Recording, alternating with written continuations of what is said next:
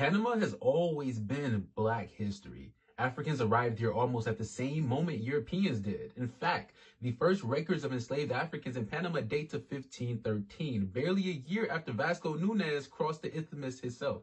That makes Panama one of the earliest ports of the transatlantic slave trade in the Americas. What were they brought for? To move Spain's treasure. See, Panama was never about plantations. It was about logistics. It was a choke point of empire, the shortcut between Peru's silver mines and Spain's royal vaults.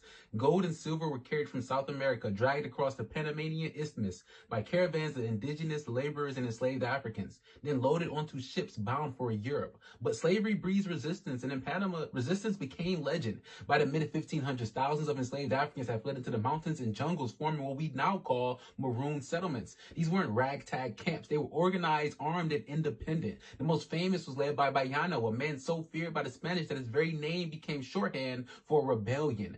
Bayano commanded hundreds of fighters, waging a guerrilla war through Panama's dense forests. His forces raided Spanish caravans, attacked settlements, and carved out territory the empire couldn't control. And Bayano was not alone. Different maroon groups formed alliances with European rivals, most famously with the English privateer Francis Drake in the 1570s. Imagine the irony, the Spanish crown, richest empire on earth, being undermined by its own runaway slaves working hand in hand with pirates.